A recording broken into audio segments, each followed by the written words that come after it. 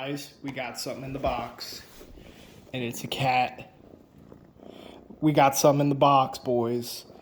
But the most exciting part, it's not this cat. It's something for motorized bikes. Come here, there you go. Yeah. Check this out, boys. The electric start motorized bike kit is here. It finally arrived. We ordered this baby twice, and first time it got canceled due to stocking complications. So now we tried again. This thing was expected to arrive in 3 weeks, I think, but it came in just under 4 days. So pretty top notch. Packaging looks good so far.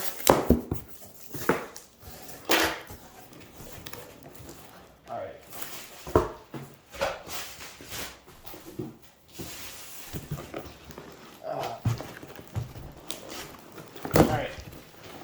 Okay, so it looks like both these big boxes are actually attached. So let's take out the small box first. See what kind of goodies we have in here. And yes, I am using a very dull steak knife, so.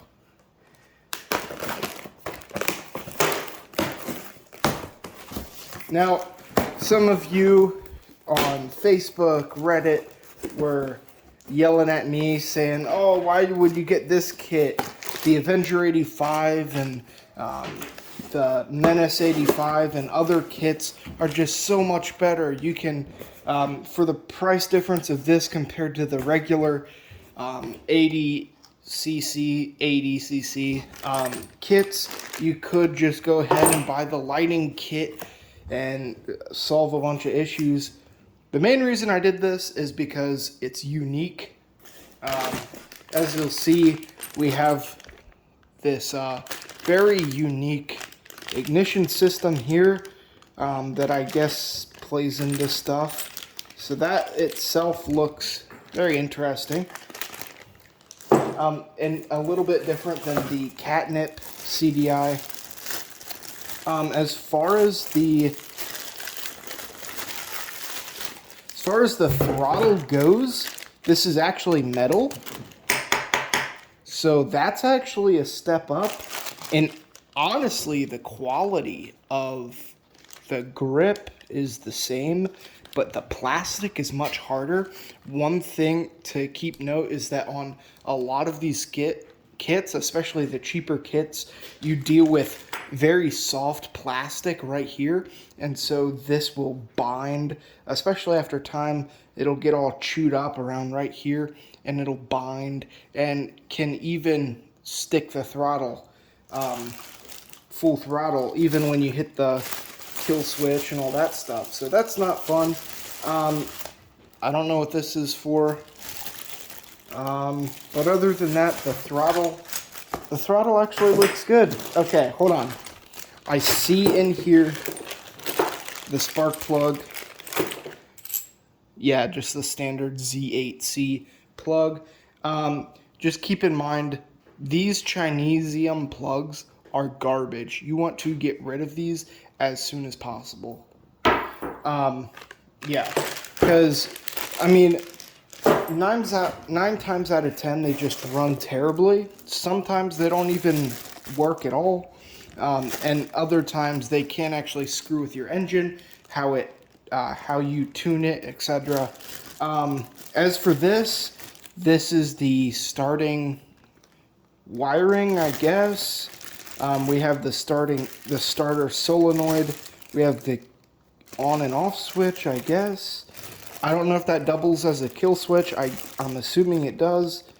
But you got a bunch of wires, so that's cool. Just your standard rag / pineapple joint here.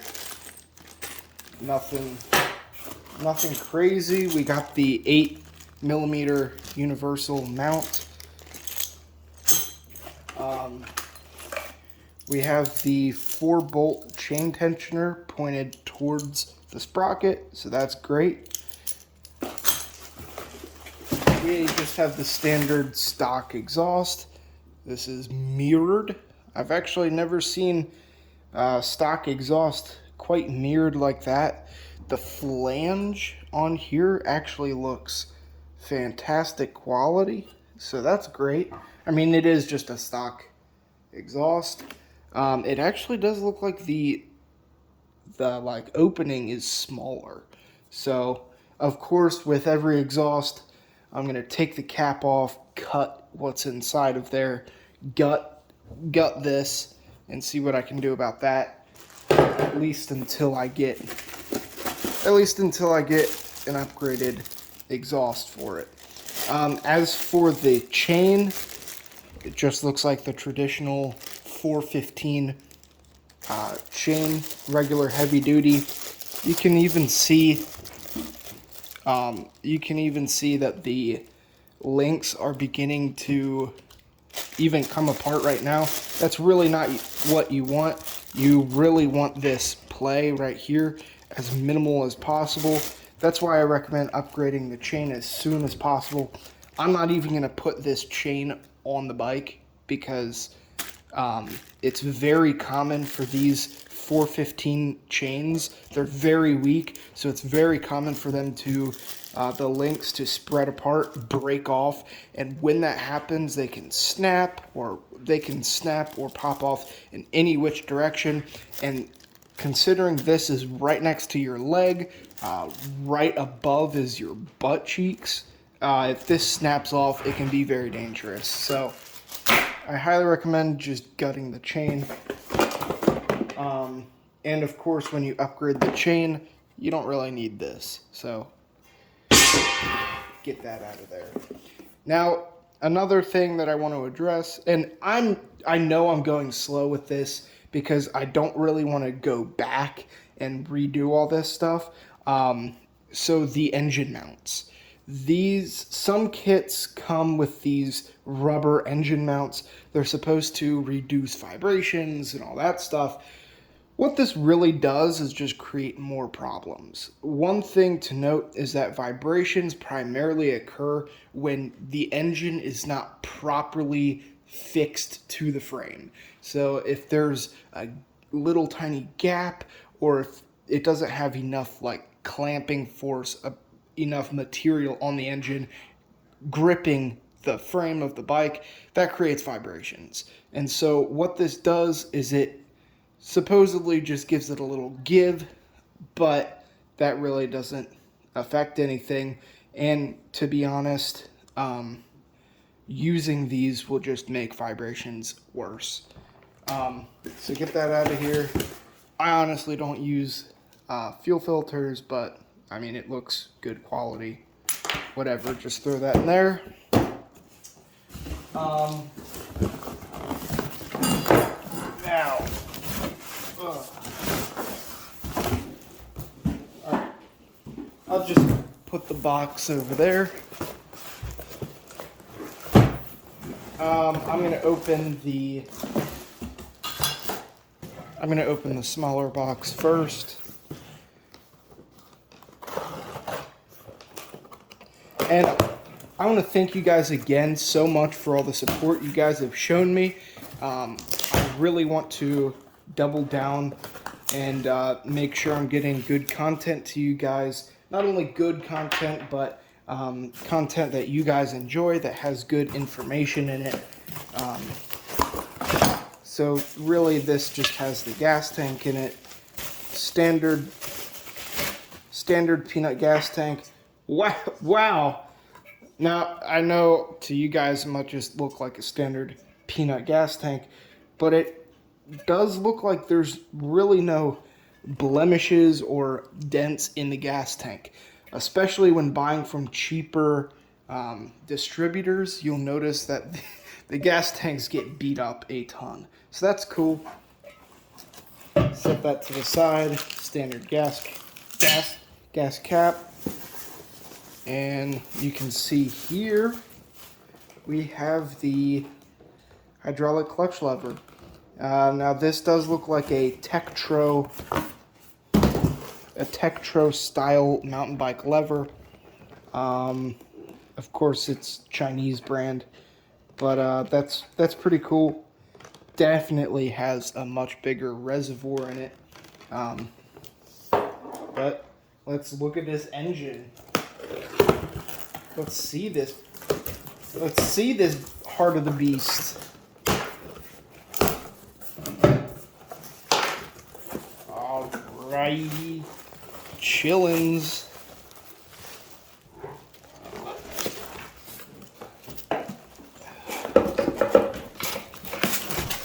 Wow, this thing is much heavier.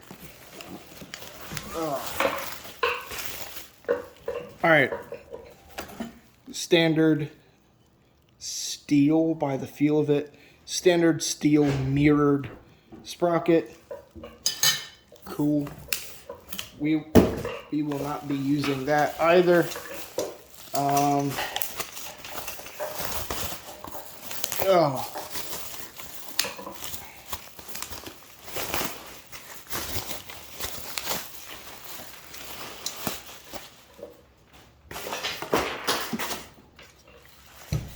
So there she is, boys. Oh, hold on. Oh.